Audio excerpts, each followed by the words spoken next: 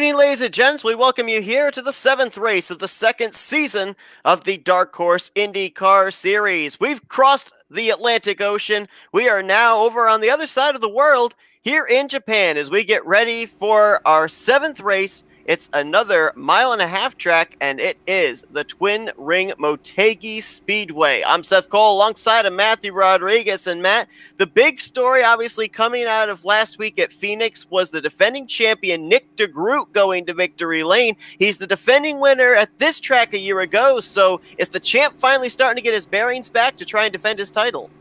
I'm going to tell you, everyone in this field has to be asking that one question: is Nick DeGroot back? Last season, 5 wins.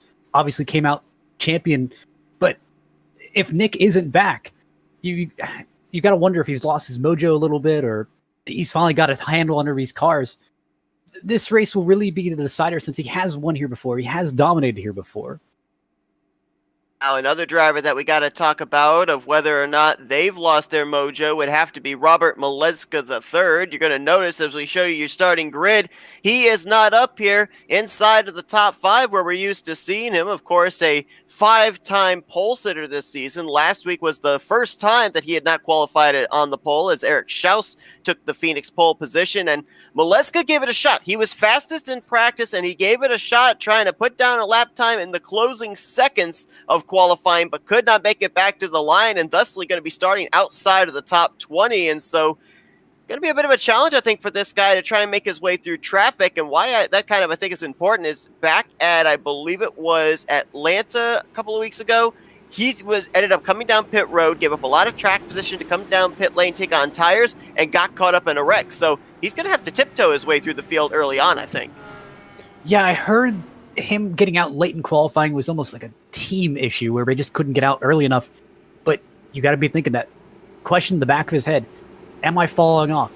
Did my early season dominance kind of wear off? Is these guys getting kind of their legs under him and getting going? It's the same thing. This race will kind of give you that almost a bookmark, trying to tell you where you are for the rest of your season. Alex Van Desant going to be on the pole position. His first pole on the year. Desant 6th in the standings coming to this one, 71 points out. And obviously looking for his first win on the year as well.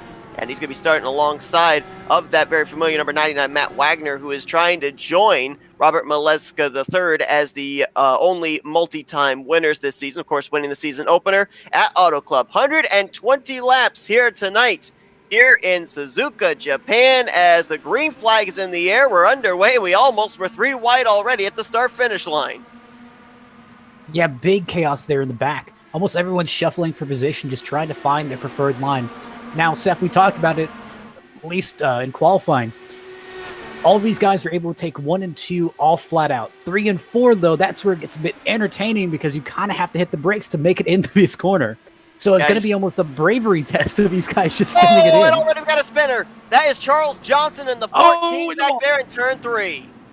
4 cars involved, almost 5 there. Don't know Another who just car upside down. Is that Charles Teed, I believe, in the 5? Yeah, he was up on his side. Might have been up on his roof. It's been a tough couple of weeks for our Iowa winner. And there's Covey Moore in the 15, a driver who's actually been picking up spots in the standings. Gained 5 spots last week at Phoenix to jump up to 11th. And you can clearly see the suspension problems on that car as he is literally, I don't know what you call that, drifting down pit road?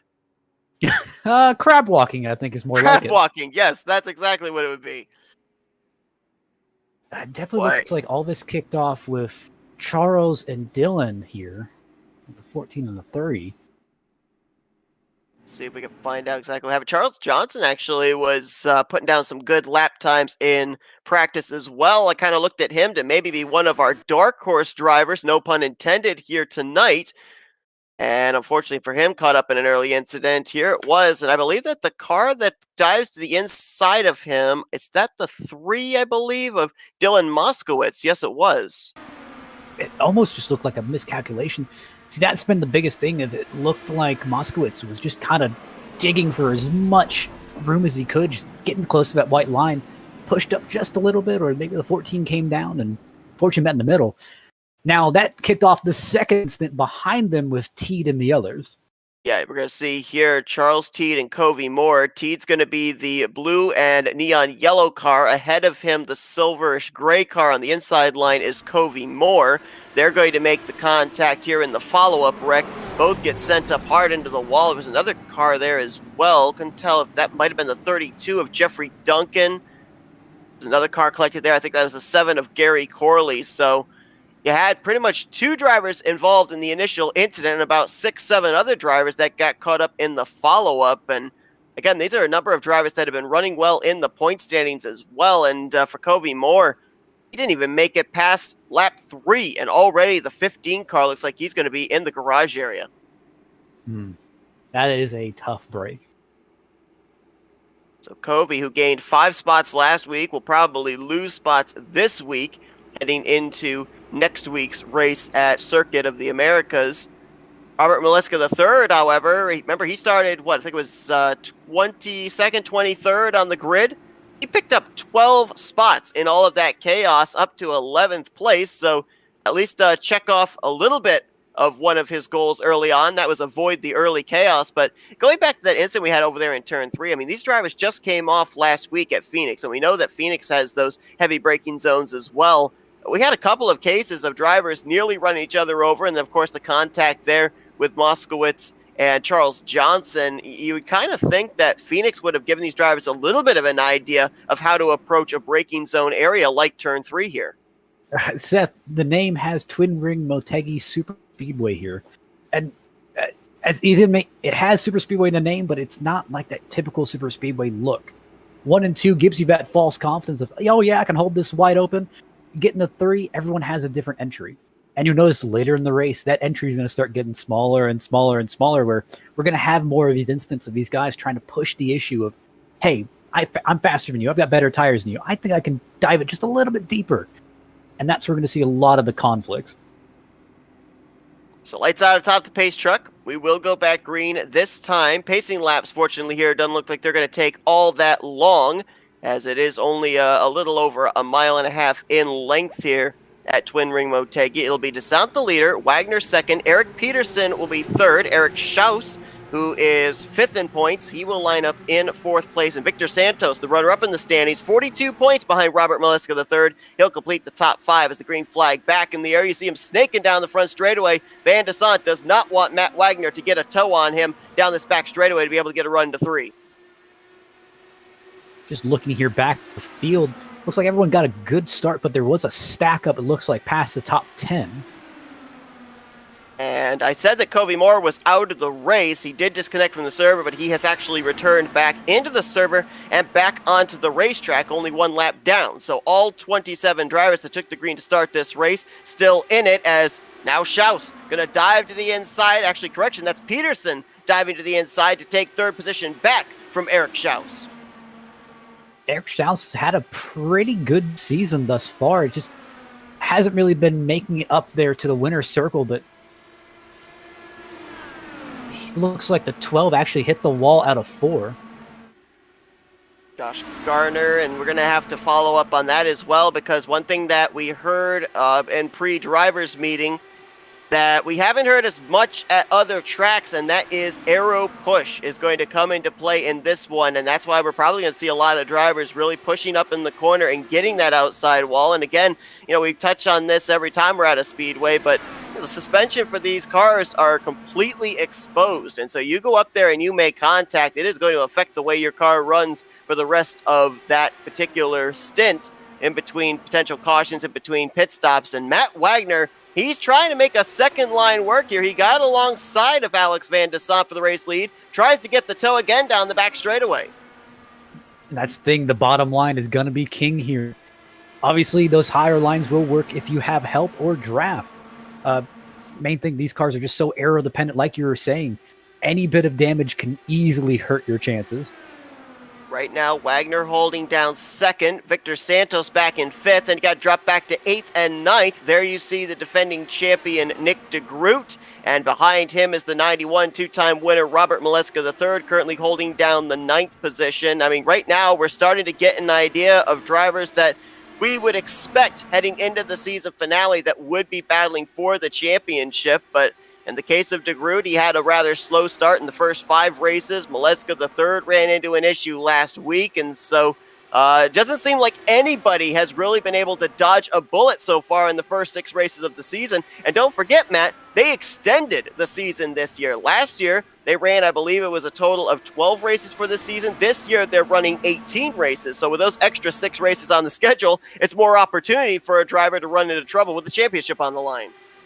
Yeah, DeGroot managed to win the championship with only 10 races on the schedule, and he won half the season. So obviously adding more races, that's going to make it a little bit more difficult. As I'm looking through the standings here, a guy who really needs to have a good day and didn't have a great day at Phoenix last week would be Craig Forsyth, and unfortunately he's running 23rd here at the moment. Lost 4 positions last week, dropped from 4th in the standings all the way to 8th.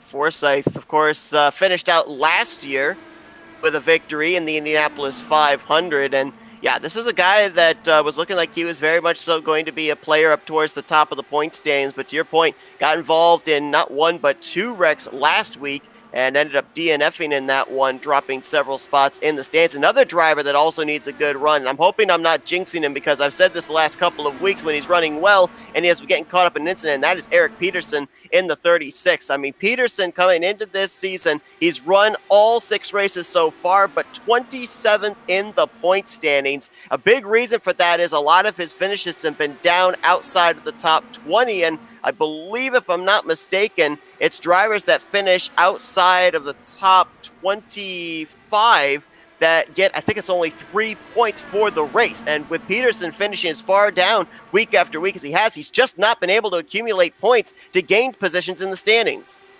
Man, you just kind of, when you're down in that hole, you just kind of have to remind yourself that, hey, it's still race 6 of 18. All it needs is a little bit of momentum, go on a tear. You can be right back up there fighting for the championship.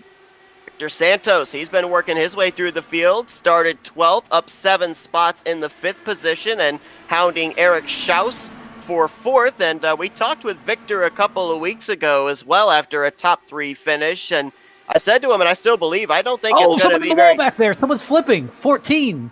Charles Johnson, 2nd incident he's been involved in today as he flips right to the start-finish line. That could be his race over. Remember, these drivers only have 1 fast repair at their disposal, and Johnson was involved in the incident back on lap 1 over in turn 3. Oh, Seth.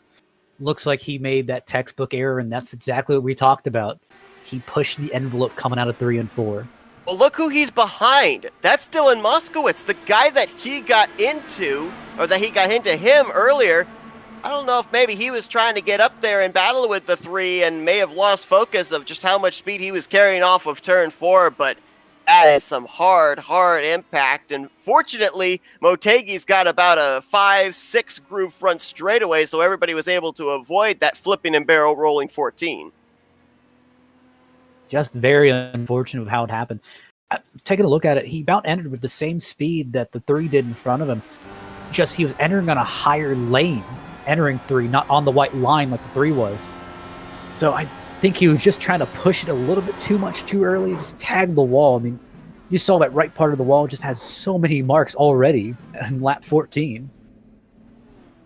Wild ride there for Charles Johnson, as I assumed, that's his 2nd incident. I believe he used his only fast repair back during the first caution, and this one will officially take him out of the race. So tough break there for him, as he'll officially be the first retiree out of today's event. And no surprise that we saw most of our race leaders come down pit road. We were told the fuel window for these drivers about 30 to 32 laps. We were right in the middle of a fuel stint for these drivers, so looks like 4 drivers elected to stay out here under this caution. Matt Wagner has not pitted its entire race so far. Charles Teed, Gary Corley, and Craig Forsyth, they were all down on pit road on the first caution. And then Van Desant, who was the first one down pit road, will restart in the 5th position. And one thing that I remember, not necessarily with the Indy cars, but with other cars that we've seen here at Motegi is deceptively a tire killer. I mean, you notice right there with that shot,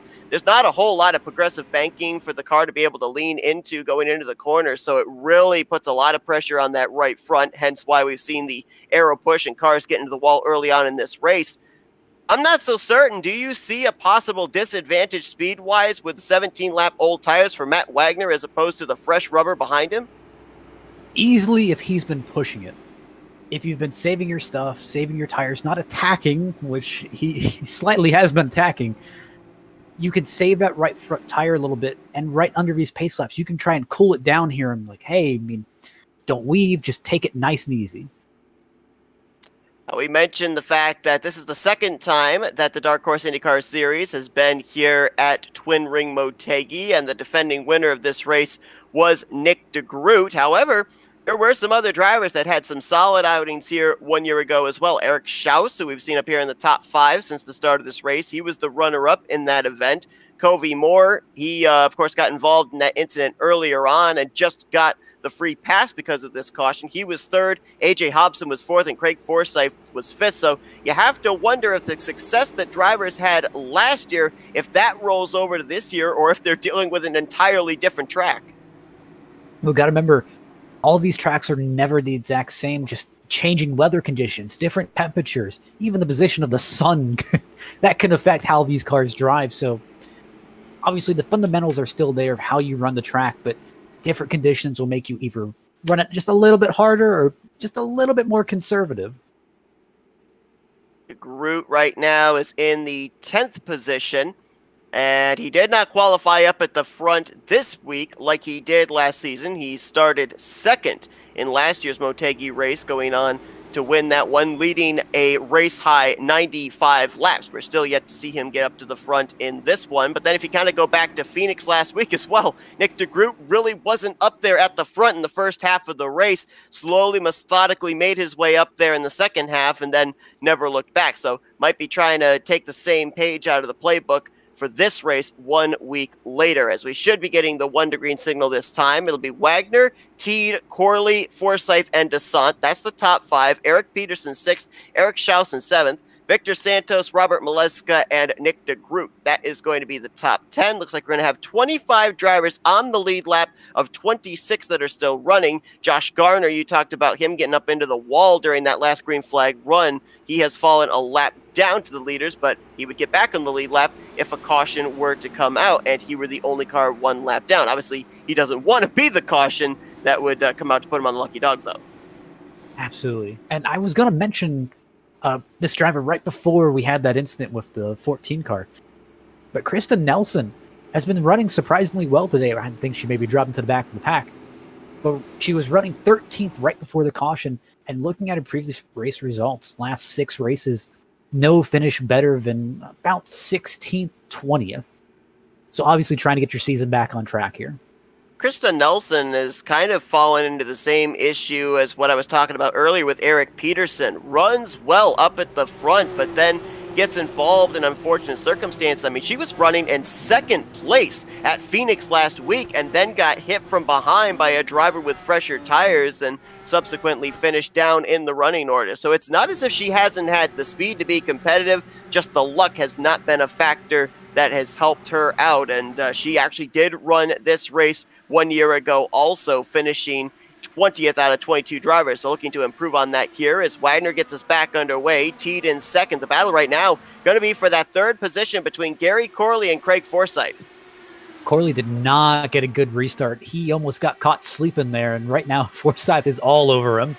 And look at this battle back here with Peterson, Schaus, and Santos. They all took it nearly 4 wide with Van de Sant down the back straightaway. These guys are not waiting for anything. They know they got the fresh tires, and they're trying to cut back up into the top 5. Gotta remember, 2 of these guys are teammates. You don't want to wreck your teammate here.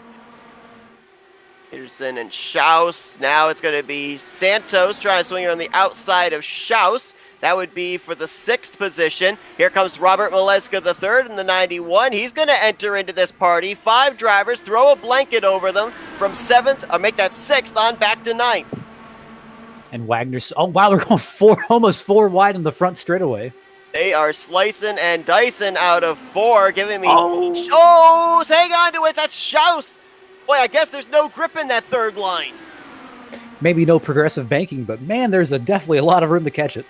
My goodness, tremendous save there by Eric Schaus, and I gotta wonder if it's just the fact that there was no rubber laid up in that 3rd groove, if it's the cold tires that he just took on. Wonder what played a factor into that. You know, when we ended up hearing from drivers pre-race, the only time that drivers were expected to really feel a lightness in the race car was near the end of a green flag run with about maybe 3 gallons left in the tank. That's when the loose sensation, the lightness in the back was going to start to kick in. Seemed a little early for something like that to happen for Eric Schaus. Is now Nick DeGroot going to go to the inside of Alex Van de Sant. That is for 8th place. But how about Matt Wagner and Charles? Oh, we got a spinner in the back. That's Paul Jennings in the 74. He got hooked by somebody off of turn 4. Couldn't tell who. Taking a look here. Or if Joe McAdory is slow leaving the scene as well, might have been him that hooked the 74. I think Moskowitz may have gotten just tagged in another one. Yep, I think you're right. There it was through 3 and 4. Moskowitz on the bottom. Jennings on the top. Oh, yeah, well. It wasn't even of his own cause. He held his own line. It was another case of a driver going up into the wall off of turn 4, and then Jennings just comes down across and literally takes the nose off of the 3 car. I mean, you got to be wondering from the onboard, the 3. I mean, he's not expecting a car to come right across his nose from the high lane. Yeah, in that situation, there's nothing Moskowitz can do. I mean, until that car comes off the wall, I don't even think he was noticing if the 74 was going to be able to make the corner or not. He was probably more concentrated on whether he was going to make it off the corner. As we're going to take that on board with the 3 of Dylan Moskowitz, and you'll see there's just kind of a blind spot there too. If you look at where the rearview mirror is, that's kind of where the 74 is, and next thing you know, there he is, right in front of your windshield. And definitely looks like he may have broken a little bit of suspension there. No, he's just been given an EOL.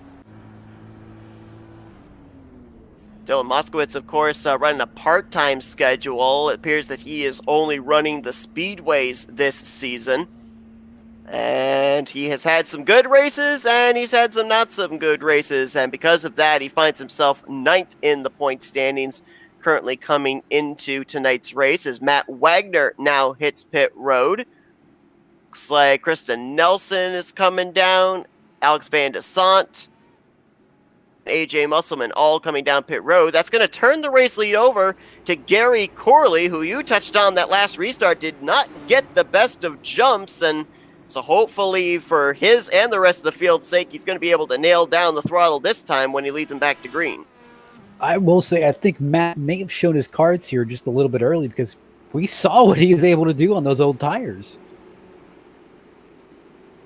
Eric Peterson, Robert Maleska III, Victor Santos, Nick DeGroot going to be the top 5. And yeah, I think that's a great point because obviously these drivers are going to use the first 60, maybe 80 laps to do some experimentation, figure out what they're able to do on old tires, fresh tires, anything like that, strategy-wise. And I think that there are a lot of drivers that definitely took notice of the fact that Matt Wagner was able to open up that much of a gap, hold off Charles Teed, but that was with 17-lap older tires. So I think you're going to have a lot of drivers that are going to kind of weigh the pros and cons of, do I want to give up the track position to come down and get tires? Well, Matt Wagner, it worked out for him, so probably not.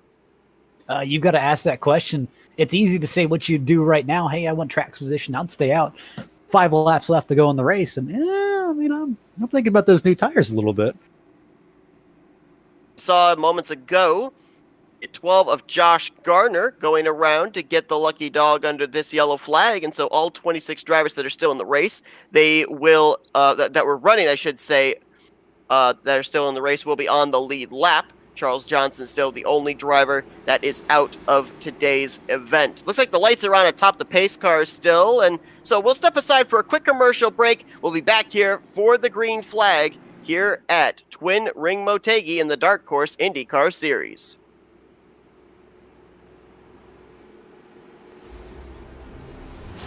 It's a road few dare to travel, a journey filled with danger and unpredictability. So why do we traverse this road? Why do we take such a gamble? Because if we don't try, we'll never know what we could have achieved.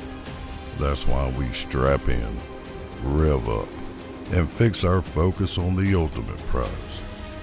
Because the reward is well worth the risk.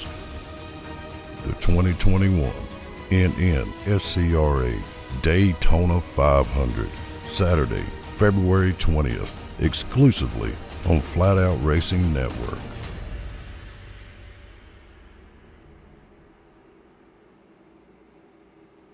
ETE Reman is the world's best remanufacturer of transmissions for import and domestic cars and trucks. Based in Milwaukee, Wisconsin, our customers are repair shops, auto parts stores, dealerships, and distributors. And with 6 nationwide warehouses, we're where and when you need us. So when you're looking for a transmission that is like new, only better, instill confidence and install ETE Reman.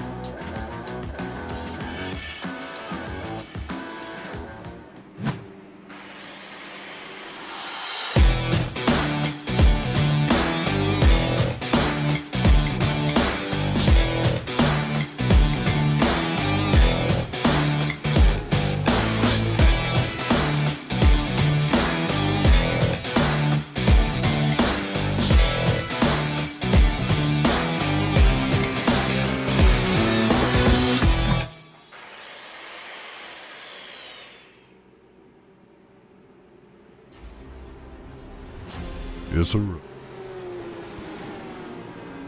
Getting ready to go back green flag racing here at Twin Ring Motegi. Gary Corley going to be leading them back to green over Eric Peterson, Robert Maleska III, Victor Santos, and Nick DeGroot. Jim Herrick now up in 6th with Oscar Gonzalez 7th. AJ Hobson, Kristen Nelson, and Jimmy Drynan complete the top 10 as we are now going to enter a quarter of the way through this race next time by. And just looking at always a second place guy or third place guy just doesn't get it going.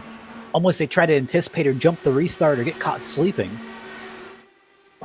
Robert Maleska III, he was on it. He's going to pick up a couple of spots up to the second position, but now Santos, wow, talk about a slide job there through 3 and 4. Lets it right up off the corner, does not hit the wall, and almost some contact between the two down the front straightaway. These aren't stock cars, boys. These are open wheel machines. You can't bump like each other like that. Yeah, I don't know if he was too pleased about that move. I'm hearing over chat. The moment they settle it out, but then Santos comes back up to the top, and now Nick DeGroot, last week's winner, he's going to enter into this mix. And when we talked to DeGroot in Victory Lane last week at Phoenix, he was very excited about coming in to Motegi, of course, being the defending winner. And another driver that may have brushed the wall, didn't look like he hit it, but looks like he may have brushed it, was Eric Peterson in the 5th position.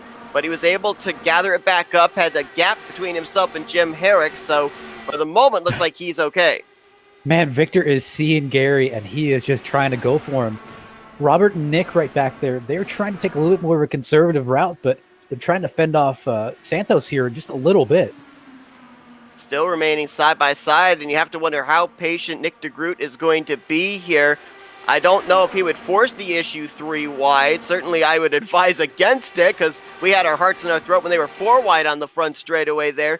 DeGroot having to pretty much draft with one of these two drivers to push them on by. Then he can move by and focus on whoever ends up coming away with second place, which right now looks like it may be the 24. But now Maleska's going to cross him over going to turn 1. And you got to think back where DeGroot's going to go here. Hey, is DeGroot going to help the 24 and kind of stay with him? Or is he going to jump down and join the 91 of Maleska? And you know who's loving this right now has to be that 7 of Gary Corley. But you touched on this just before we came back from the commercial break. He's been out there now for 29 laps, so he's got to be thinking about having to come to pit road somewhere in the next 5 to 7 laps, even with what he might have been able to save under these pacing laps. Easily, I will say the question going in later in the race. Right now, he's running about 30-lap-old tires. Now, that's worked twice with both Wagner and Corley for being the leader. The question I have is, hey, if I'm in 2nd, 3rd, or 4th, and I have old tires, can I still make a move, or am I going to have a little bit degraded performance there? Here's the thing that, going back to that point you just made, that I've been noticing here. We saw Matt Wagner on old tires was able to pull away for the race lead. He's now got 4 fresh tires. Oh, we got a wreck. Yeah, there's about 2 or 3 cars in trouble back there. Hovey Moore, Dale Brooks, Josh Garner is up in that area. There is the 12.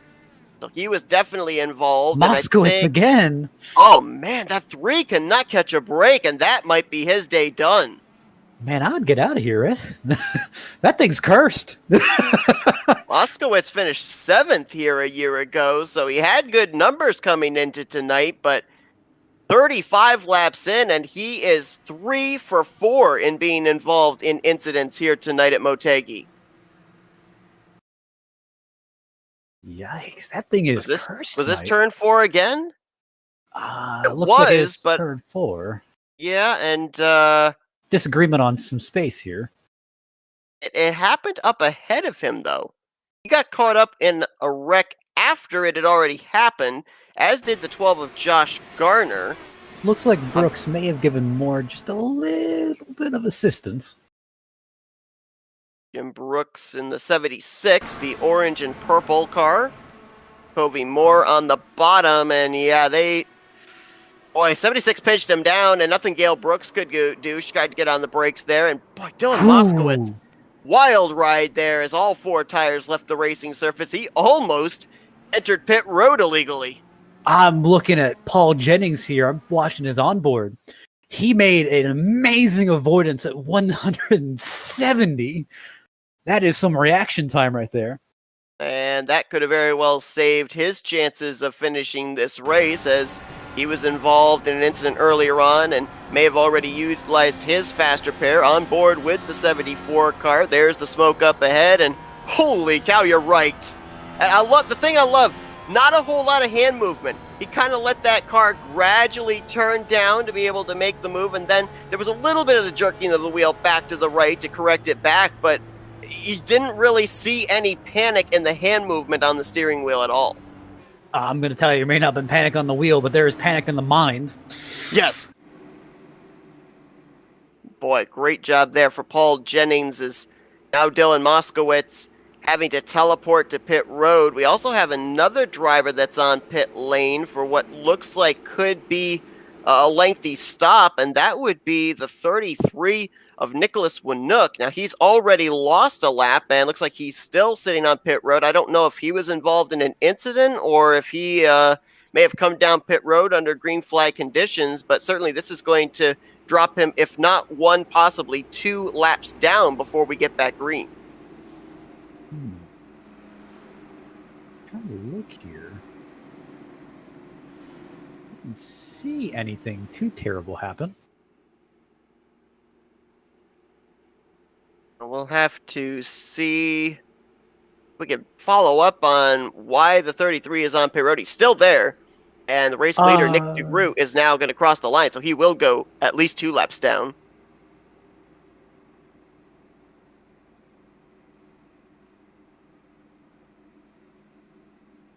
So it looks like Nick DeGroot, Jim Herrick, AJ Hobson, Jeremy Drinan, and Matt Wagner. That's going to be the top 5 when we go back green. And this is now going to be interesting because an MO that Nick DeGroot had last season, and in a lot of other leagues that I've seen him drive Indy cars, is once he gets to the front, he controls the restarts and he's impossible to catch. Now that he has finally made his way up to the front, we're going to have to see if that's going to be the case here. If he's going to be able to hold that top position, not allow anybody by, or if possible, pit strategy is going to put him back in the field again.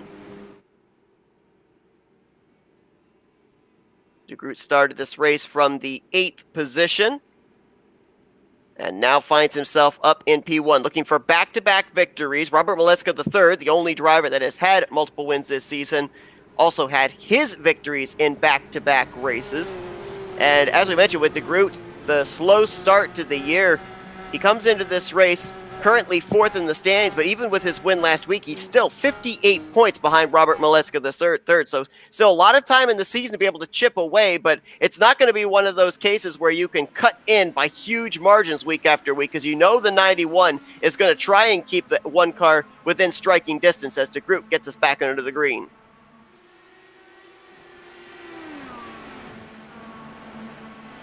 Battle's going to be for 3rd. AJ Hobson in the 63, under fire from the 94 of Jimmy Drinan. Hobson on the bottom, Drinan on the top. Behind them, you've got Matt Wagner and Charles Teed, a couple of former winners from earlier on this year. Teed winning at Iowa, and Wagner winning the season opener at Auto Club. Nicholas Winook is still on pit road, now 4 laps down. Dylan Moskowitz on pit road, 5 laps down. So at this point in time, both those drivers may have made an early exit from winning this race, as still side by side for third, side by side for fifth, and then a gaggle of cars behind them. Krista Nelson, Eric Schaus, AJ Musselman, and others. And look at Nelson. We were talking about her early in the race, running about 15th. Worked her way up to 7th here. Looking in the rearview mirror, sees Eric Schaus, looks up ahead and sees 2 rows of 2 wide racing with Drynen, Hobson, Speed, and Wagner. And the thing that makes me nervous about this is not how close they're racing down the straightaways, but as we've seen already here today, the racing in close proximity. If someone makes a mistake off turn 4, just as I was saying that, Hobson clobbered the wall. All 4 tires left the racing surface. He continues on, but that thing is killed. That's almost what I was going to talk about, is just spatial awareness. Hey, you're racing guys above you, you're racing guys behind you. You may not pay attention to the wall, but it's quickly coming towards you.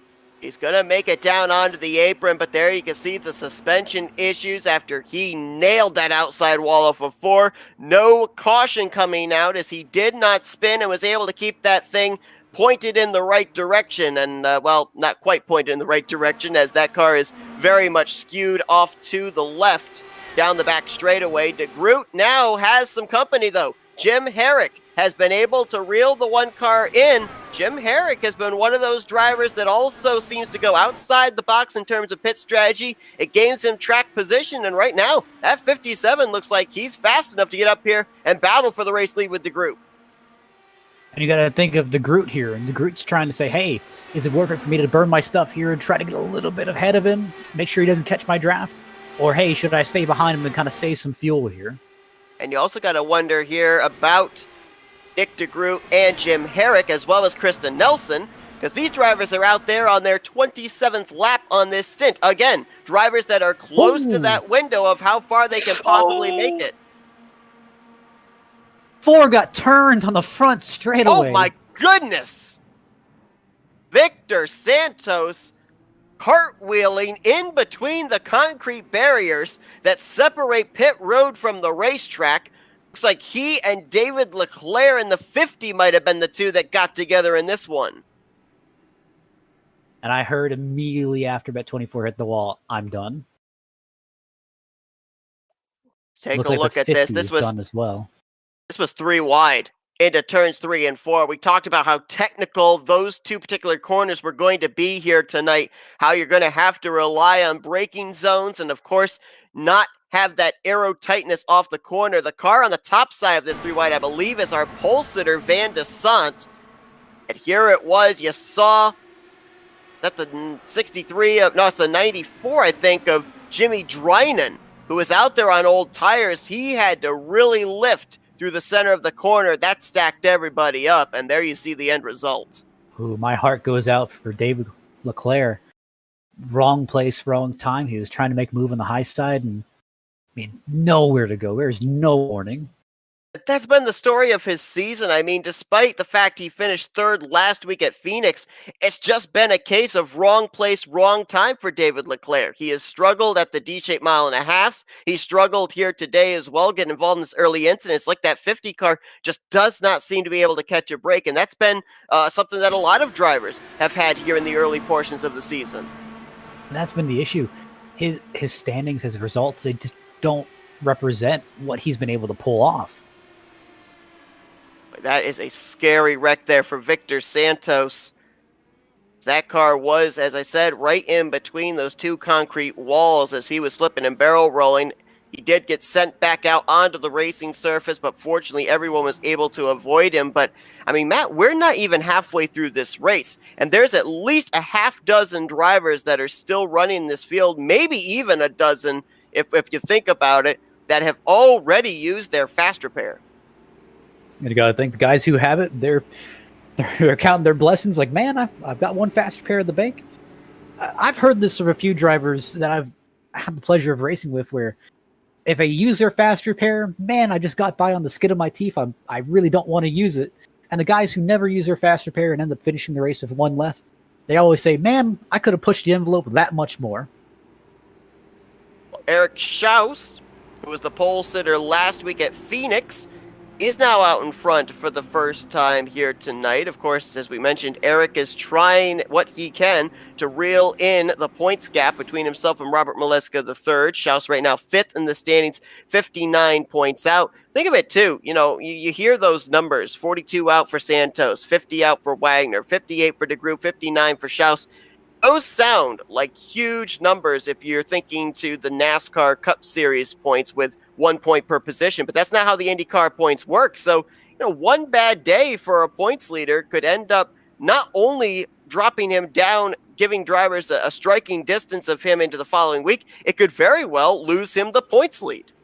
I'd rather have a sub 15 place day rather than a DNF. That's all I'd say.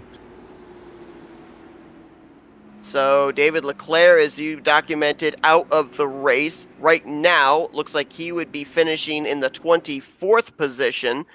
Unless Nicholas Winook and Dylan Moskowitz can get back out there, they would then drop him down to 26th. AJ Hobson, who we saw clobber the wall there on that last run, he's lost 2 laps, as has Victor Santos after he had to teleport back to pit road after his wild ride. They're 22nd and 23rd. We'll have 21 drivers on the lead lap of 23 that are running on the track currently that will be on the lead lap. It's Schaus, Maleska, Corley, Gonzalez, and Peterson. How about Oscar Gonzalez, a driver that finished runner-up back at, I believe it was Texas, to his teammate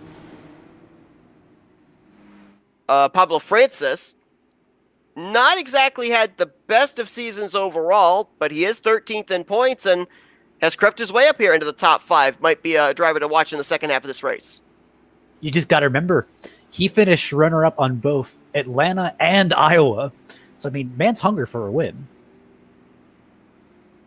And he's going to have Peterson behind him. Nick DeGroot is going to be in 6th after he did come to pit road. Jim Herrick in 7th, Matt Wagner, Kristen Nelson, and Charles Teed going to complete the top 10. A couple of drivers that I fully expected to see up here towards the front that we really haven't seen up here very often. Pole sitter Alex Van de Sant.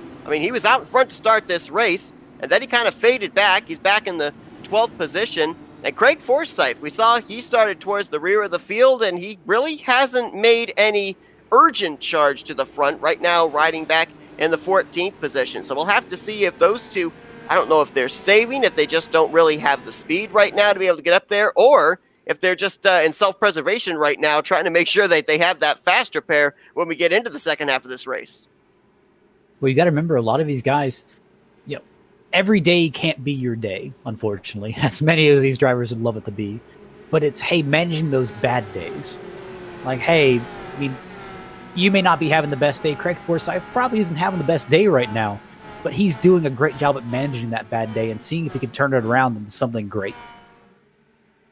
Now, so far, we ended up having a number of drivers that came into this race within striking distance of Robert Maleska III for that points lead, and a couple of them have run into some issues here tonight. We just saw Victor Santos, 2nd in points, get involved in that wreck. Dylan Moskowitz, 9th in the standings, has been involved in multiple wrecks here this evening. Right now, 15 laps down in 26th. So we've noticed as well on the schedule, a lot of these speedways, there's some road courses peppered here and there, but it is about 2/3 speedways on the schedule. And the speedways have definitely shown that they are what we would consider point shakers. Man, I'm seeing Matt Wagner slowly work his way back up through the field. He's coming. Wagner looking ahead to Nick DeGroot. Eric Peterson just up ahead as well. That is a battle for a spot inside of the top 5 at the front. Battle for the lead. It is on. You've got the 91 of Robert Maleska III. He has reeled in the draft of Eric Schaus, and this is reminding me an awful lot of the battle that these two had back last week at Phoenix. You gotta remember, Schaus is taking a risk here. He's on 25 lap old tires, same fuel. So you got to be wondering, hey, what's the plan here? He's hoping for a quick caution here in about the next 5-10 laps to hopefully keep on with his strategy. Boy, that was close right there off of turn 4. As you saw, the 91 pushing up just a little off the bottom. Had enough room, though, to be able to make it work. Schaus giving him enough real estate to be able to not make contact between the two of them, but Schaus not going away quietly. Looked like Maleska had him cleared through the center of 1 and 2, but now back alongside comes Eric Schaus in that 72 machine. But with those older tires, I'm not really sure how much he's going to be able to do. And I think that's going to be the running thing here tonight as well, Matt, with the fact that old tires versus new, it's going to be 3 and 4 where you're going to see the difference between between the tires of different drivers. Definitely, it will tell you how much you've abused that right front and how much that right front has left to give you. You're seeing the 24 of Victor Santos coming back onto the track. I believe he had to serve a black flag. 5 laps down is where he's going to currently be scored, and obviously with every lap that ticks away, there goes his chances of finishing up there towards the front. He would have to rely on a number of lucky dogs, as right now it looks like he would have to have 7 cautions come out between now and then and have nobody else go a lap down, because AJ Hobson is -2, Santos currently -5. Battle right now, though, really good one going on between Oscar Gonzalez in the 11 and the 36 of Eric Peterson. Those two were nose to tail for a brief moment. Peterson lost a little ground through 3 and 4. I'm just looking here. It's shocking. Just running a little bit different of a line can take away just a fraction of a second, but that fraction of a second can help someone get your draft, get a better line, even get around you. So far, we have not had a driver have to make green flag pit stops. A lot of drivers that have been close to the window have been saved by cautions, but this may be the most spread out we've seen the field so far since we dropped the green flag to start this thing. So looking at that 72 of Eric Schaus, who has been out there for 31 laps on his set of tires, he could very well have the distinction, if you will, of being the first one to have to test out what the car feels like coming onto pit road under green flag conditions. One guy that I've seen has started to slice his way up through the field has to be Charles Teed here. Made a very bold 3-wide pass just a lap earlier, and he's currently working his way up into the top 10 here. We know about that Charles Teed winning at Iowa, knows how to get it done at the tracks with the heavy braking zone. So we're going to actually watch him down here through 3 and 4 and see if this might be an area where he's making up a lot of his time as he's trying to reel in Kristen Nelson for the 10th position. You see him let it ride up about a groove off the bottom. Lets it also ride up off of turn 4, trying to get that straightaway speed. And he gained maybe about a half a car length there on that straightaway alone between himself and the 13 car. And I'm looking up here in top 5. The Groot's right now battling Oscar Gonzalez, but I'm watching how the Groot's running 1 and 2, even 3 and 4. He's getting right down to that white line where you can just see the back end just wiggle just a little bit. I mean, he's pushing it right here, but I'm thinking he's seeing that 91 of Robert Maleska up here leading the race, and he's thinking points, points, points. I need to make up some ground here. Well, not only that, but different drivers are on different tire sequences. Right now, Maleska III has been out there for 24 laps, but right now, the battle for the potential race lead, when certain drivers have to come to pit road, would be going on here between the 1 of Nick DeGroot and the 99 of Matt Wagner. They were both on pit road 13 laps ago, so I think right now the two of them are trying to kind of size each other up to see who's going to inherit the lead if indeed we end up starting to get into a round of green flag pit stops. I will say Nick DeGroot is playing that dangerous game of that white line where just a little lose your focus for just a second, that whole thing will come right around on you. He is going to make the pass on Gary Corley there for 4th. Now going to try and go to work on Oscar Gonzalez for the 3rd position. Being back in traffic obviously is playing a factor into this, but Nick DeGroot is currently running the 3rd fastest lap times on the racetrack. Robert Maleska III out there on those old tires, he's running 27.1s to everybody's mid-27 2s, so something says to me that here today, that clean air is king in terms of having your car be fast. Definitely. And Eric Schaus is kind of answering some of my questions that I've had right now about these older tires, where the older tires definitely are falling off a little bit more. I'm noticing Maleska's running about a 27.1 all by himself. Eric Schaus actually ran about a 27.3 by himself. So you're losing about 0.12 seconds here. Now, another thing that we learned in drivers' meeting is that these drivers have an option in terms of green flag pit stops on their pit road entry. It's recommended that you pit starting on the apron of the entrance of turn 3, bring it down around the apron of 3 and 4, and then come to pit road. But drivers have been given the option, should they choose, to pit right out of turn 4. The thing that kind of worries me is the fact that these drivers are still all racing nose to tail, even though there is a little bit of space. Unless you've got clear communication to the driver behind you that you're going to be darting onto pit road late out of turn 4, you might run the risk you're going to get run over. Realistically, that pretty much just begs the question, how brave are you? How brave are you, and how much time are you going to save by doing this? Versus how much time can you possibly lose by doing this? I don't think it comes down to bravery. I think it comes down to big picture racing. You got to realize, yeah, I may gain a couple of spots if I end up pulling a really sneaky move and make a late entry onto pit road, but at the same time, if it doesn't pan out and I get involved in a wreck, that's a lot of points, a lot of positions that I'm losing out, and we do have a wreck. It's Jimmy Drynan and Jim Brooks on the front straightaway, and again, in the vicinity of where drivers would have to start to think about making pit stops, a caution comes out to save them. I don't know if...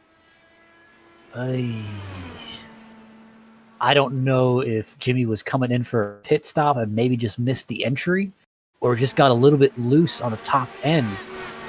But man, just got clobbered.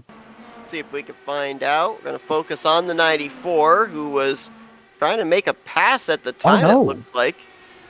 Yeah, it looks like he got a little bit of assistance from Paul there. That's Paul Jennings, the 74. Yep, there is contact. He's trying to gather it up, The thing just comes around on him off of turn 4. Looked like he had that thing saved.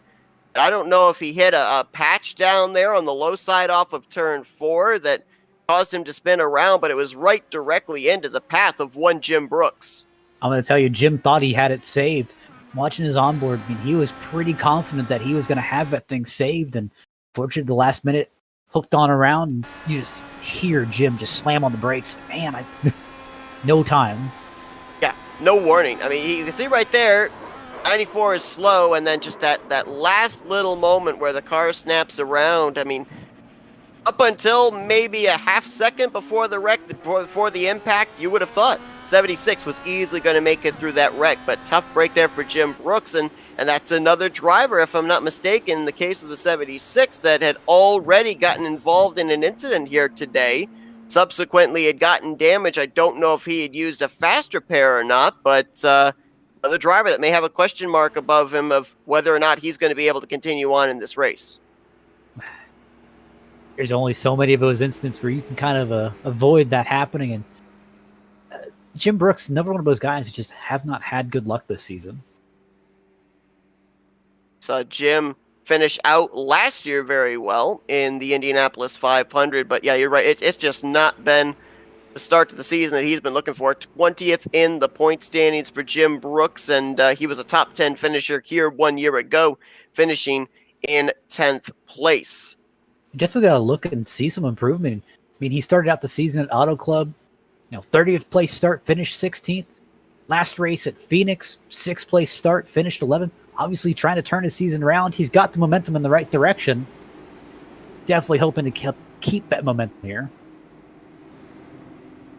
So we're working our 6th caution of the evening. We are now past the halfway point. We should be going green somewhere in the vicinity, about 50 laps to go.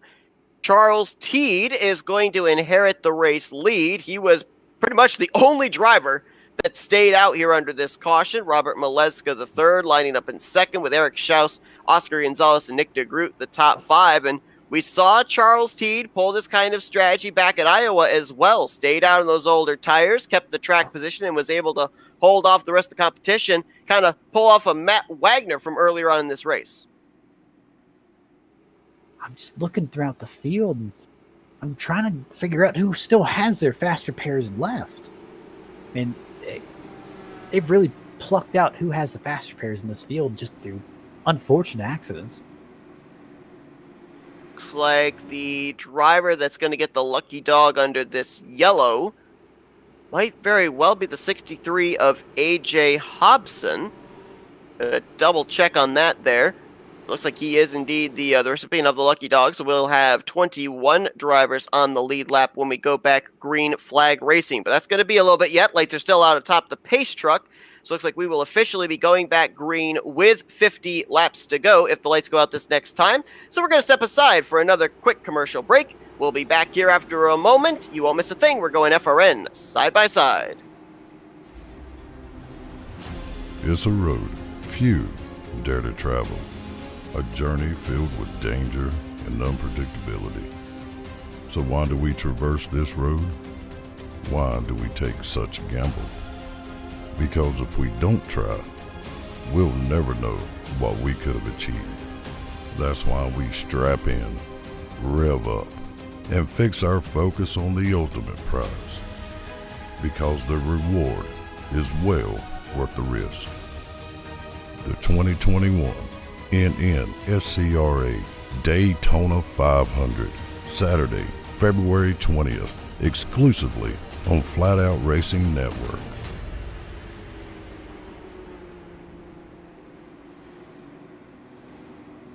ETE Reman is the world's best remanufacturer of transmissions for import and domestic cars and trucks. Based in Milwaukee, Wisconsin, our customers are repair shops, auto parts stores, dealerships, and distributors. And with 6 nationwide warehouses, we're where and when you need us. So when you're looking for a transmission that is like new, only better, instill confidence and install ETE Reman.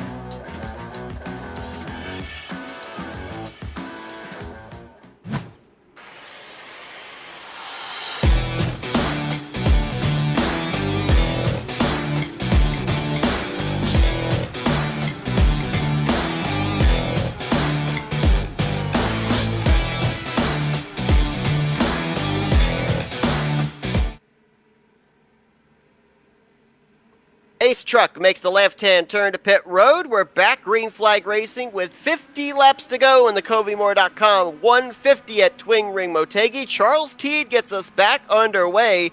And Charles Teed, as we said, he ended up winning at the beginning of the season back at Iowa with pit strategy. We'll see if it will help him for his second win of the season. But here comes Eric Schaus and Robert Maleska III. They've got big runs down the back straightaway. Maleska was all over Eric there. Obviously that's a man on a mission, but he sees the group behind him and knows, any point, every point counts here. Nick DeGroot behind them. He's about a half second back, and he's got his hands full with Oscar Gonzalez as now Maleska goes to the bottom on Eric Schaus, clears him off of turn 2. Schaus not going to go away quietly, tries to get the toe down the back straightaway. I thought he might jump to the outside. Instead, he crosses back down to the bottom into 3. Everyone's about 2 by 2 back here in the pack. Everyone's kind of settling out here. Noticing Oscar Gonzalez mounting another charge in the Groot here. One driver who finished podium here a year ago that I kind of wrote off early because he was involved in a wreck, and I thought he actually had DNF, but instead he had actually fallen out of the server. How about Covey Moore in the 15? Right now, on the lead lap, in the 11th position, and looking for more as there's about 3-4 positions just up ahead of him.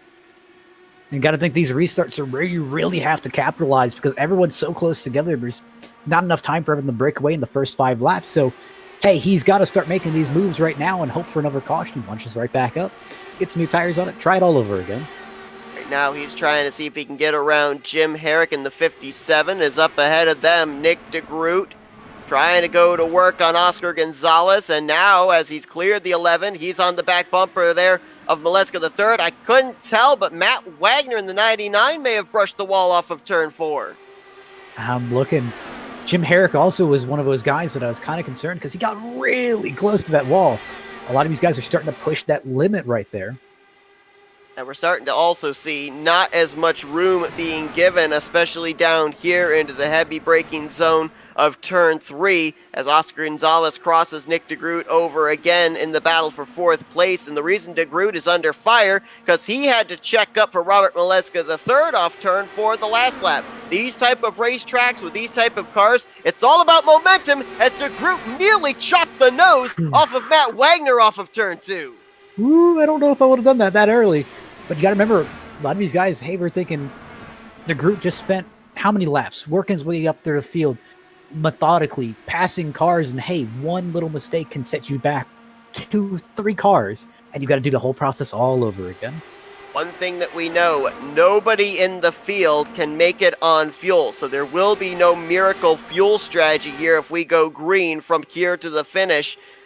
Charles Teed's going to have to come down pit road somewhere in the next 10 laps. Everybody else we're going to see on pit road somewhere in the next 20 to 25 laps when the fuel window would be open to be able to make it the rest of the way. And Oscar Gonzalez in that 11, you want to talk about a car with long-run speed? He's been actually picking up spots here lap after lap. Was 6th a couple of laps ago, now up to 3rd, battling with Robert Maleska III, and he might actually have the fastest car in the field right now. Yeah, man, I've been looking at how Maleska and Gonzalez have just been racing.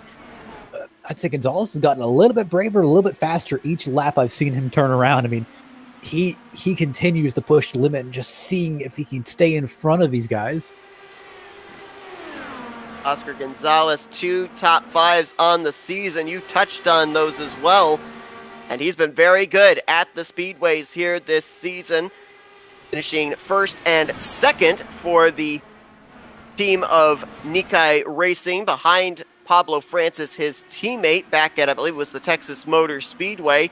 And right now, looking to reel in Eric Schaus for the 2nd position. And this has been a driver, too. In the case of Oscar Gonzalez, who at one point earlier on in the season found himself outside the top 20 in points. So it just shows how consistent he's been at these speedways so far to climb his way now up into the top 15. And Oscar just set the fastest lap of, well, pretty much of the last few laps here with a 27.094. I mean, he is coming.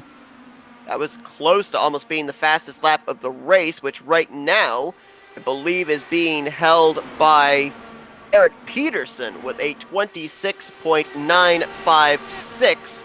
Nope, correction, it's actually Paul Matt Jennings Wagner, who has the fastest one with a 26.916. I see I am still blind. But obviously, I'm going to tell you, Teed has to be sitting there like, man, every time I don't want a caution come out, caution comes out. The one time that I want a caution doesn't fall. Well, so does he want a caution? I don't know. Does he really want a caution? Because right now, nobody's going to be able to make it on fuel. He's got the track position that he wants, and yes, he would have to come to pit road sooner than everybody else, but he'd be coming down a clean pit road, so he would be able to not have any distractions that could cause him to speed, and then, who knows, with fresh tires, how much ground he could make up on everybody else when they would then have to come down pit road for their green flag pit stops. True. But you got to think, hey, I'd rather pit with a lot of guys and just kind of keep myself at least up here in the pack. And obviously, if caution came out right now, everyone's going to be rolling down pit road. Saw another driver have an issue off of the corner. That time it was turn 2, where pole sitter Alex Van de Sant almost got up into the outside wall. Got very close to it. I'm still seeing the battle go on between, it looks like Schaus and Gonzalez now. And Gonzalez is making his passes on that outside line as well. And that would make me a little bit worried because we've seen how many drivers... Oh my Teed. goodness! Oh no, Herrick was not able to save it. He's in the infield. Oh yeah, he went into the pit walls there, in between the 2 pit walls. Ooh. Was the 5 trying to pit? Oh no. I also just saw on the front straightaway. Definitely sounds like Nick DeGroot isn't too pleased. When the caution came out, they went 4 wide on the front straightaway. Nick DeGroot looks like he banged side pods with another guy. See if we can find out what happened here with Eric Schaus. As he and Jennings, or make that, rather Gonzalez, they were battling for 2nd. Ivecar is losing momentum down this back straightaway, and I'm wondering if he was maybe trying to indicate he was coming to pit road. He was really slow there, Matt. I don't know. He might have actually been slowing to try and get onto pit lane. I definitely didn't see anything in the driver's chat, but I could have missed something over the voice chat, so that could have been.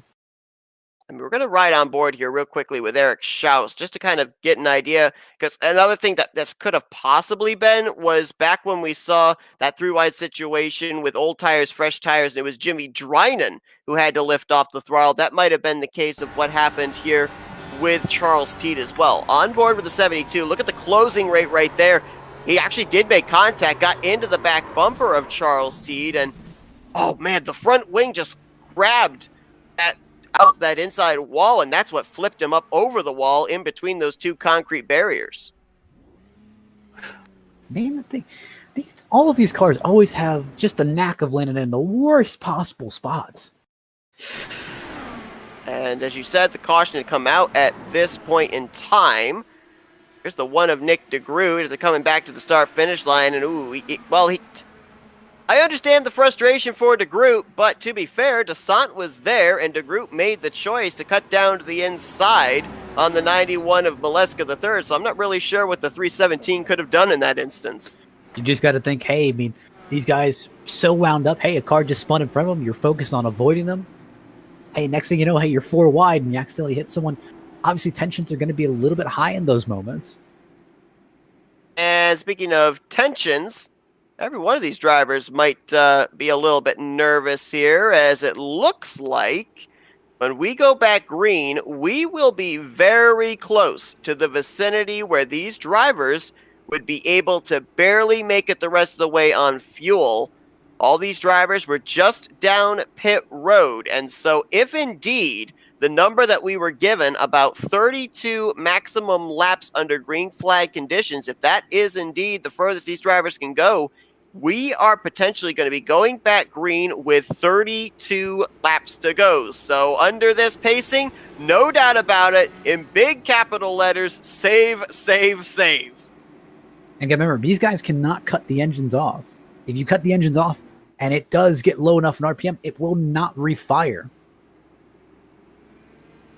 I'm almost wondering as well, just a little food for thought here, about Charles Teed and that moment he had over there in turns 3 and 4. When we were on board with Eric Schaus, I didn't really see it, but I have to wonder, he was close to the end of his fuel run, and we know that we've been told when you get down to about 6 gallons of fuel left in that car, the back end's going to get light. That could have also been a reason why he lost so much momentum going into that third corner. Might have been trying to gather the car up, feeling like it was going to spin out on him.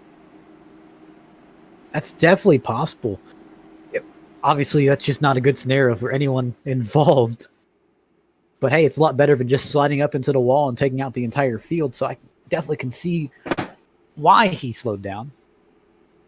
Lucky dog driver, looks like it's going to be the 63 of A.J. Hobson. So 18 drivers will be on the lead lap when we go back green flag racing. Eric Schaus actually lost a lap there, having to get damage repaired on his 72 in 19th place. 3 laps down, Josh Garner. We do have more drivers back in the garage area now as well. Paul Jennings has made the hard left-hand turn behind the wall. Same for Jimmy Drynan.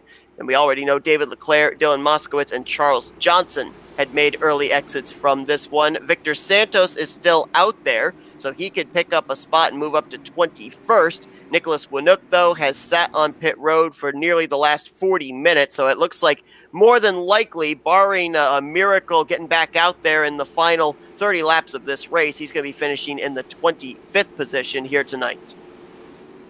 That's definitely a heartbreak for him. Looking through the field, Craig Forsyth's another one of those, man, he just cannot catch a break, currently riding around at 17th. Obviously, he's going to try and take advantage of some of the cars that have been taken out in this race, slowly just trying to keep improving his position. Yeah, you look at him and A.J. Hobson, both of them have run into issues, just not had the speed here tonight, and both finished in the top 5 here 1 year ago. Oscar Gonzalez is the race leader. He's trying to go for the Nikkei Racing sweep, as his teammate, of course, Pablo Francis, winning earlier on this season, and Gonzalez looking for his first win on the year. He's going to get us back under the green flag, and now the question is for these drivers, just how close are they on fuel? Did they save enough there under pacing? Or will we even get the answer to that question, because we may not be done with cautions in these final 30 laps? I'm going to tell you, if I'm in front of someone and, hey, if I'm in the lead, if I'm out of fuel, you'll learn when I'm out. And look at this, Maleska III going to try the outside line, trying to pin down Oscar Gonzalez. There's no way Gonzalez, I don't think, is going to come off the bottom. If Maleska III is going to make this pass, he's going to have to do it high, wide, and handsome this entire run, because there is no way that he is going to be able to get to the inside of that 11 machine. That 11 is going to be in full block mode, not giving up that white line. Yeah, and that comes a very dangerous game of pinching him down, and there's only so much you can pinch him down almost. Gonzalez pushed up into Maleska there. That's going to get worse as this run goes on. That right front tire for the driver on the inside line is going to get heated even more, especially down in 3 and 4. And so Maleska III is going to have to walk a tightrope here. Obviously, he's going to want to stay to the side of the 11, try and get the side draft off of him through 3 and 4, but he's also want to give him enough room that if he has a problem, he's going to be able to recover and not sweep the both of them up.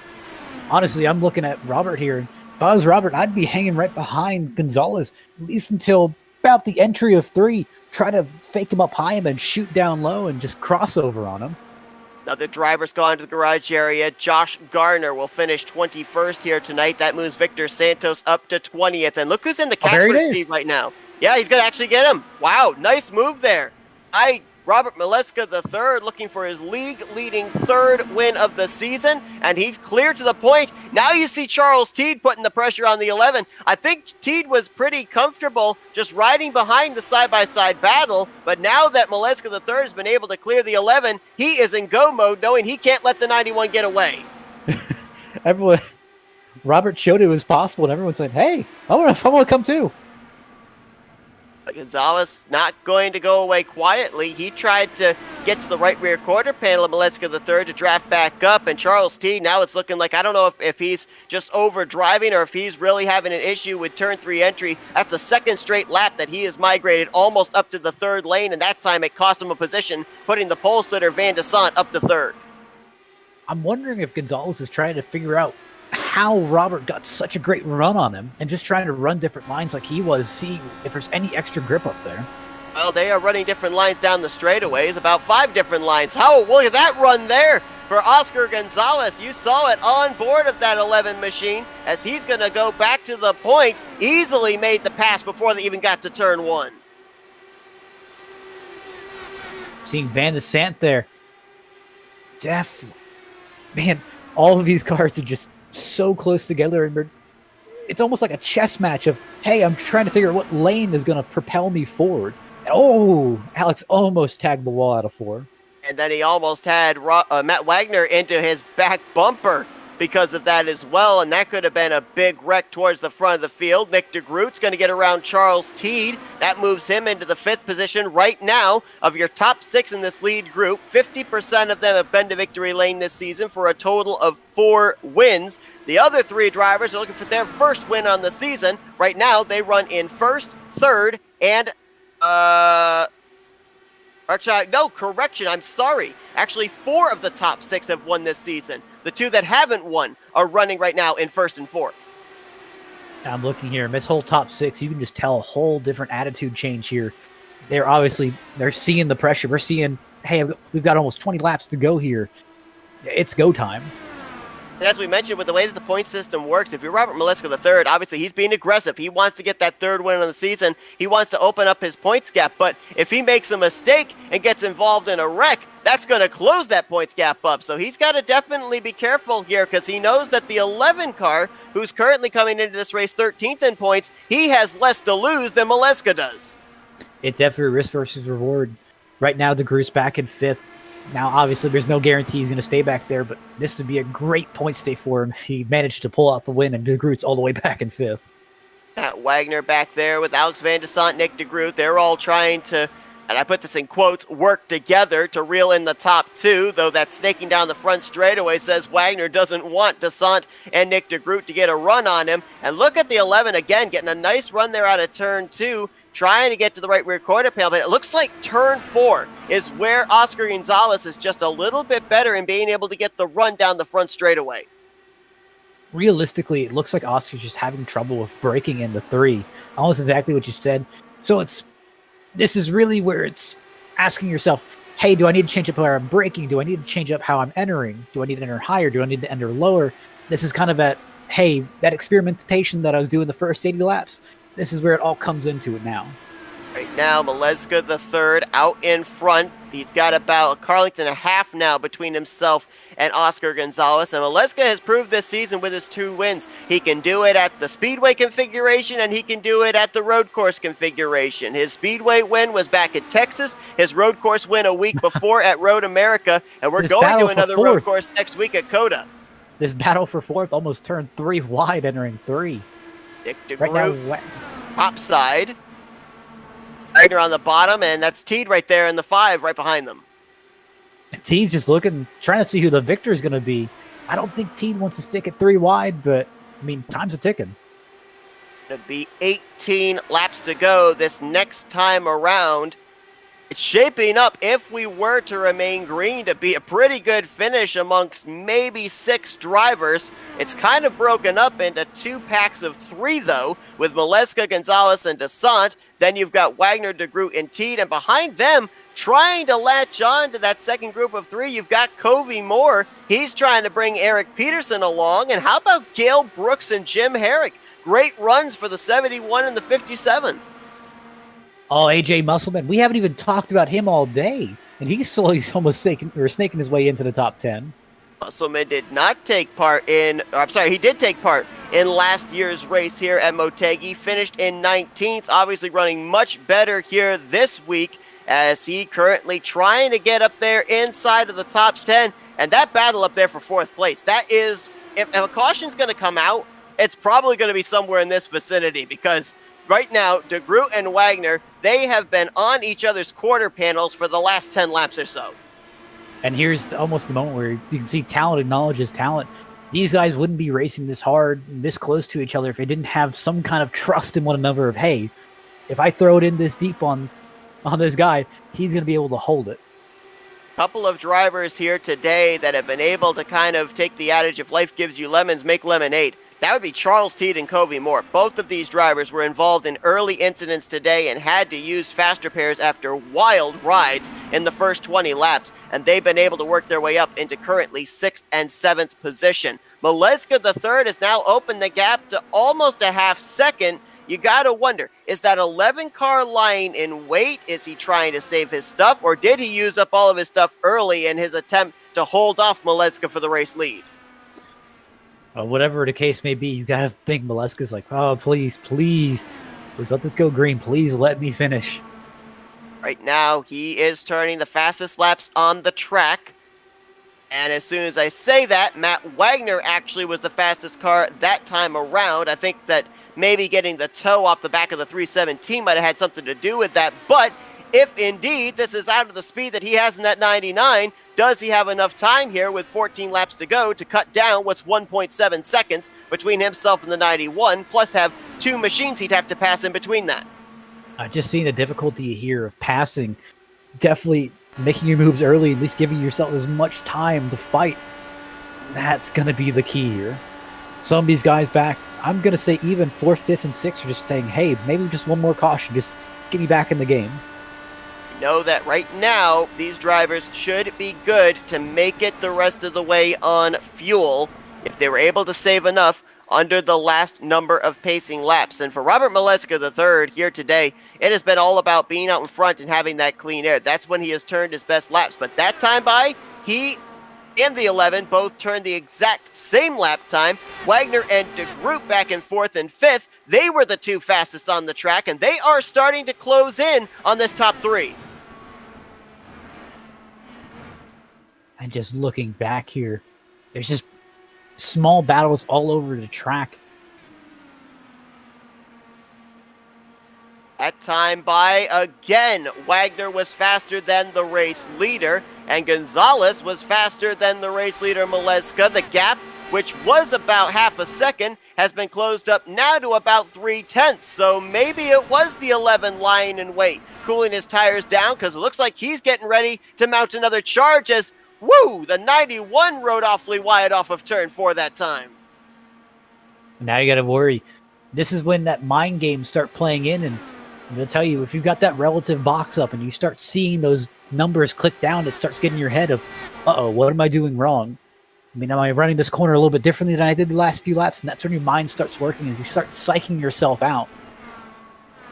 That's your first mental mistake, is if you're looking at your relative, because then you're forced to in your mind to try and do something different, and that's when the mistakes can happen, especially with the fact of trying to preserve those firestones underneath you. There you see visibly the gap from first back to second. It equals out to about 3.5, maybe 4 car lengths, and Gonzalez continues to hound Robert Maleska III, but still, consistently, the fastest laps are going to 4th and 5th place Matt Wagner and Nick DeGroot. And I honestly think if Wagner can get into the draft of Van de Son, I think he might have enough time and enough speed to be able to get up here and work his way into the same vicinity as the 91, the race leader.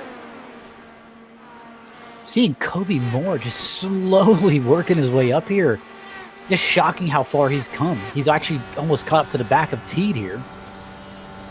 Moore finished 3rd here 1 year ago, so obviously he very much so likes the configuration of Motegi, just didn't hit the luck streak here in the beginning stages of this race. So it's been a slow climb to recovery for the driver of the 15. Right now, for your entire top 5, there's about a half second separating each driver from the other. So there is enough space where you'd be able to get a tow, get the draft, the slipstream off the car in front of you, but I'm not certain who's lying in wait and who really has used up their stuff at this point in time. At this moment, 5 laps to go. That's when you have to really start turning all of it on. If anything I've got left, I mean, hey, let me just hope, put it down. Let's see what we've got. Obviously, all these drivers. Oh, sorry. Go ahead. Well, obviously, we're still is at risk of a caution, but I mean, honestly, I think that kind of that window of saving your stuff for a green-white checkered, that's kind of went out the window. And all of these drivers right now are on equal footing in terms of tires as wow, near contact there for the 6th position. Covey Moore trying to make the pass on Charles Teed. Teed nearly goes up and gets the wall off of turn 4. They'll take this battle now down to turn 1. I think the shorter way around the racetrack will prevail. Move Covey Moore now up to P6. Look at Gale Brooks. He's slowly coming to the picture here. Brooks in that bright white and pink machine. Currently in the 8th position, looking for what would be the best finish of the season for that number 71. And Charles T, looks like that car, the handling continues to go away the longer this run goes on. He lost a spot just moments ago to Covey Moore. Now going to fall into the clutches of Gale Brooks. Up at the front, the best battle right now is going to be going on for 5th place. Covey Moore has reeled in the one of Nick DeGroot. I think DeGroot's got a problem because he dropped really quickly into this group of 3. Is Maybe he he just got a little bit loose. He actually might be. Oh boy, So he could be. His pace really backed down. He's down to the 28s, while everybody else in front of him been running the 27s. So that may be a little bit of cause of alarm. And he was... Nick is coming in. Oh my goodness. Says he made a mistake. He made a mistake. Nick this opens DeGroot, the the door. defending winner, will not defend his crown here at Motegi, as less than 2 laps away, Robert Maleska III going to come off of turn number 2. He's got 1.5 laps before he's going to claim his 3rd win of the season. And you got to think this is a nightmare scenario for DeGroot.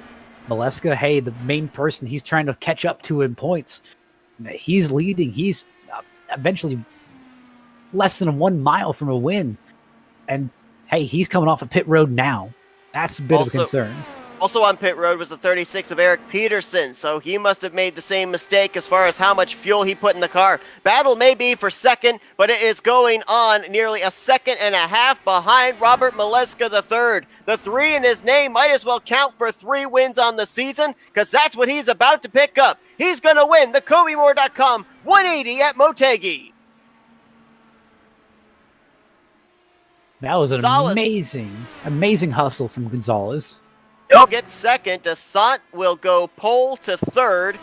Wagner will finish in 4th. And Covey Moore, who's got to get the comeback of the race, no doubt, he's going to finish out the evening in the top 5. And for Robert Maleska III, consistency just continues on, and the points gap will continue to grow heading into the 2nd road course stop of the season. Oh, by the way, he won the 1st road course stop earlier on this year back at Road America.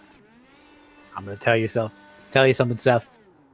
Nick DeGroot is going to be kicking himself for about the next week. over at Mistake. Yeah. The thing of it is, too, we touched on this back during the midway portion of this race, how drivers that we saw do well here last season, how they were struggling this year, and you brought up the point, even to the position of the sun, it's not the same track. It's entirely different. I talked about DeGroot, defending winner of this race, led 95 laps after qualifying second 1 year ago. Here this week, we saw him out in front for a couple of laps, really not up at the front as consistently as he was one season ago, and then that pit road mistake. It's just incredible how one entire season can change the outcome for a driver. And you got to think about it, Seth. Originally coming into this race, those two were questioning, where do I stand in the season? Robert, hey man, he's coming off a little bit of a dry or kind of a cold spell here. I won the first 5 poles of the season. I had 2 wins, and I started to fall off these last few races. I mean, what's happening? And DeGroot came in, hey, won Phoenix. Hey, I'm getting right back on it. I'm getting right back on hot streak. I'm going to make a kind of a run at the championship. And this reinforces those 2 points where Robert's like, hey, I still got it. We can make a late season run with this. And DeGroot is, hey, I made a mistake. And he owned up to it. Well, Maleska won 2 of the first 6 races in the first third of this season. We now entered into the second third of this season, and Maleska right back on top with his 3rd victory here today. Oscar Gonzalez, man, this guy, he keeps getting closer and closer to a victory. It's his 2nd runner-up finish on the season. Alex Van de Sant, consistent all day, kind of faded back at the midway portion of this race, but then fought his way back up to 3rd. Wagner there in 4th. I believe this is going to move Wagner up to 2nd in the standings heading into COTA next week. And then Covey Moore, that comeback finish we talked about there in 5th. But how about some of these guys down here in the latter half of the top 10? Gale Brooks, best finish on the season of 6th. Charles Teed, another comeback driver after early issues. He gets 7th. Jim Herrick's going to bring it home with a top 10 run. I believe that is Herrick's 3rd top 10 on the season. AJ Musselman, he's going to bring it home in 9th, and Kristen Nelson there in 10th. So, drivers that we really did not talk about really for the first 3 quarters of this race, like Herrick, Musselman, and Nelson, from out of nowhere, they're able to snipe top 10 finishes. I'm going to tell you, I'm looking at the points here. Don't sleep on Wagner. Wagner's been slowly, he has 1 win, but he hasn't been very flashy about it. I said he's been slowly just collecting his points and kind of working his way up there. And he's been very good at the speedways as well. The Achilles heel for him has to definitely be road courses. So we'll have to see if he'll be able to at least keep Maleska III within striking distance when we go to Circuit of the Americas next week. Of course, the driver that's going to take the big hit in the point standings this week will be the 24 of Victor Santos, finishing 4 laps down in the 20th position. He was 2nd in points, 42 points out coming in to this evening's event. But it's time to now head into the post-race wind down here and talk with some of our top 3 finishers. Let's see if we can get a word first with tonight's pole sitter and 3rd place finisher, Alex Van de Sant.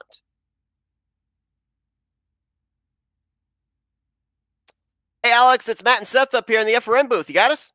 Gotcha. And great run for you here tonight. Solid outing. Kept it up in the top 5 all race long. It was looking like in the latter portions of that final run that your car was really good on the long run. If you've been able to still be up there in the same vicinity as the 91-11, do you think you had something for them to try and go coast to coast, pole to win? I think 1 more lap and I would have had Oscar. It was close. But it was terrifying at the end, though. There wasn't much tire wear, as far as I could tell, but it's when the fuel burned down, the rear end got really, really light. So wanted to step out on you every corner. You talk about not much tire wear. And one thing that we noticed was drivers, they would on old tires stay out. They were able to hold off the fresh tires. And drivers that would come down for fresh tires, it was very difficult for them to actually make forward progress through the field. So with that being said, how difficult was it then to accordingly plan out pit strategy on whether to come down pit road or not? Yeah, there were some close calls, and the strategy was all jumbled up for most of the race. The last caution came at a good time because it was right at the start of the fuel window, so there was no reason for anybody to not pit.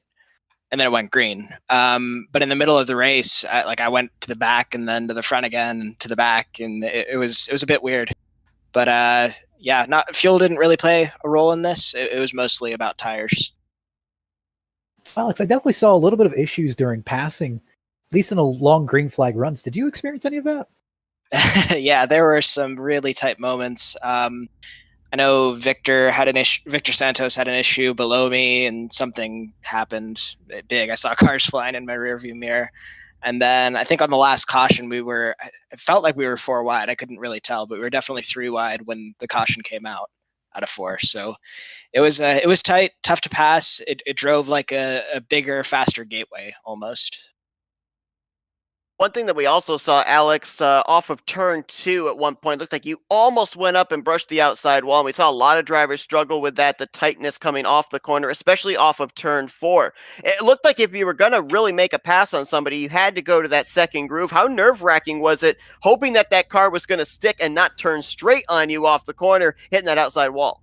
Yeah, it was tough. I had it kind of figured out in practice, but once you have the dirty air of more cars in front of you, it's a whole new game.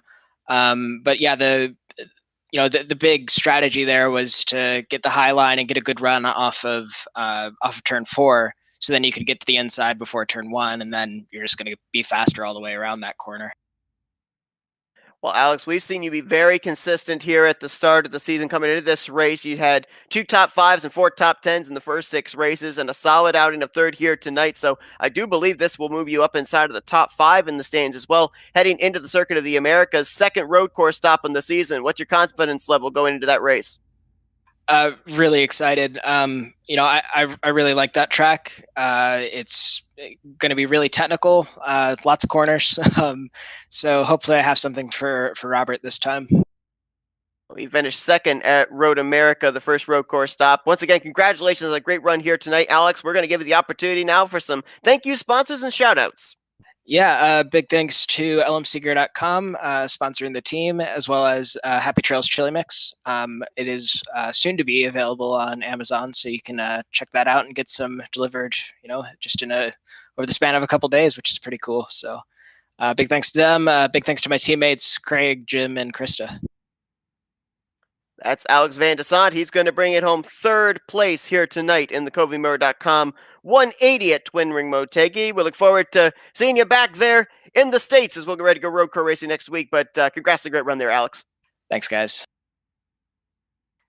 Looks like we do not have our second place finisher, Oscar Gonzalez. So we're going to head right down to victory lane and we're going to talk with tonight's race winner, third time this season. It's Robert Maleska III. Hey, Robert, it's Matt and Seth up here in the FRN booth. You got us? Yeah, I gotcha. Man, it looked like track position and clean air was king here tonight. We've seen you hit a little bit of a skid after your back-to-back wins at Road America in Texas, but you finally get it back into victory lane right on the cusp of heading to another road course. Mm-hmm. So that's got to feel good to put this 91 back in victory circle. Yeah, I came in today just thinking, hey, if I can get a top 5, maybe top 10, I'll be happy because I have little to no experience at Motegi. So to get a win into a road course where I know I can compete for a win, it feels great right now. One thing that we end up talking with different drivers about, and they have varying answers to it, up here in the booth, we look at the statistics, we look at the points coming into each race, what the points gap is. Do you do that heading into a race, or do you just focus on the race itself? And if you do look at the points, at what portion of the season does it start to sink in that you have to kind of figure out where you are in the vicinity of others to try and manage your points gap that you currently hold? Yeah, I mean, I know every race that, the guys that are in the top 5, top 10 in points, they're always going to be up front. So if I can really, it's just all about damage control. If someone wrecks, like Nick, I think ran out of fuel, like that's going to hurt him big time in the points. And, if you can just minimize those mistakes, just stay consistent, top 5, top 10, it's going to hard for anyone to really to gain ground on you, I think, this season. So, Robert, I got to ask, during those closing laps, I saw you and Oscar just battling side by side. Were you worried he was going to come back in the last 30, 20 laps?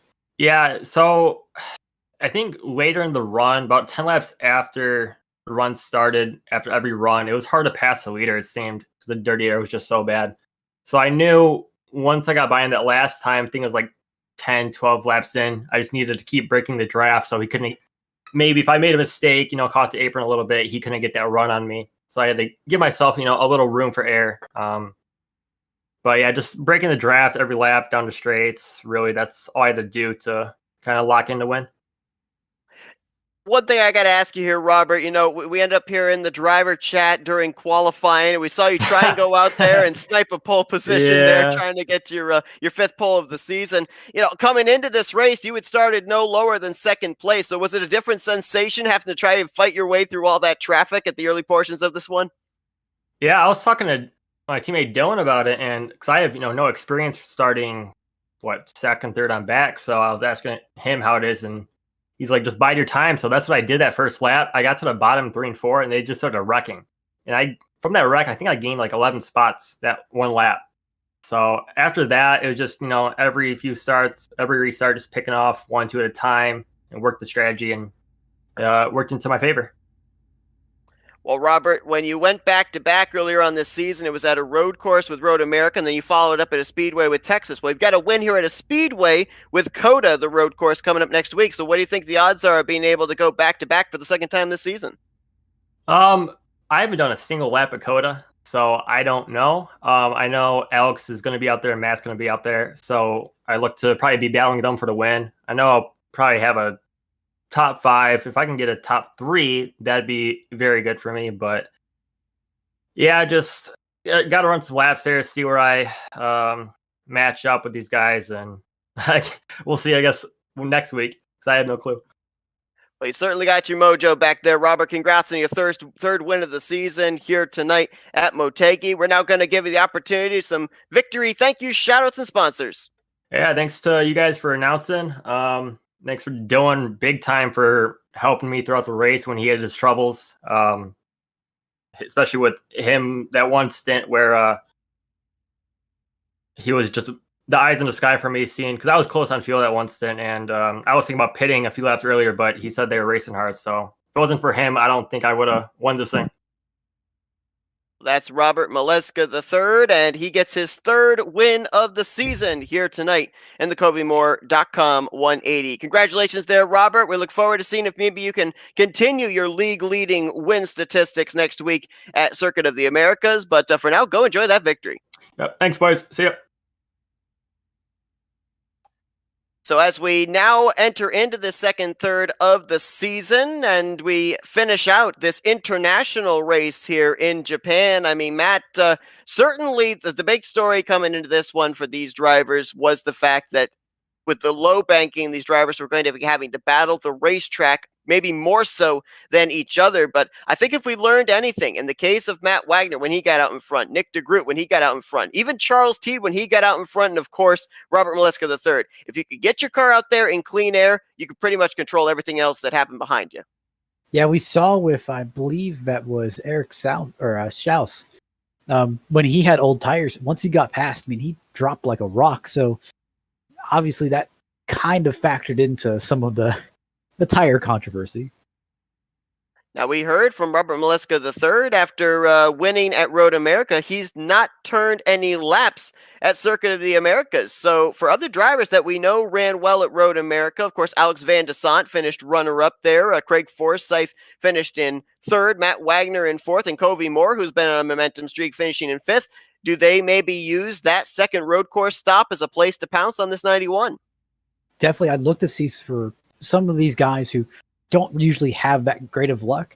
Hey, let me focus towards this one race and see if I can make something happen. I'm going to tell you one guy to be very happy to get back to a road course probably would be Forsyth here. Had a terrible, terrible race today. Absolutely. Finishing down in the 19th position, and more than likely will lose a couple more spots in the standings. Might possibly drop outside of the top 10. The points are close enough for that to happen. We'll have to obviously wait and see about the fallout when we get to Circuit of the Americas next week. But a great one here tonight at Motegi. Robert Maleska III certainly seems to be making some early plans to try and hoist this championship trophy at the end of the year, but still a long ways to go. But a good one here tonight in Japan. Matt, appreciate you joining me in the booth. Always happy to have. Thanks to everybody that tuned in tonight. We hope you guys enjoyed our coverage. Again, next Wednesday night, the 24th of February at 8 p.m. Eastern Standard Time, the green flag will fly at the second road course stop of the season, Circuit of the Americas. For Matthew Rodriguez, I'm Seth Cole. Thanks for tuning into our coverage here tonight of Season 2 of the Dark Horse IndyCar Series. We'll see you guys next Wednesday night as you've been watching another broadcast courtesy of the Flat Out Racing Network. This broadcast is the copyrighted work of Flat Out Racing Network and may not be rebroadcast, retranslated, or used in any form without the express written consent of Flat Out Racing Network and iRacing.com Motorsports Simulations. Flat Out Racing Network would like to thank you for your support, and we hope you enjoyed tonight's broadcast.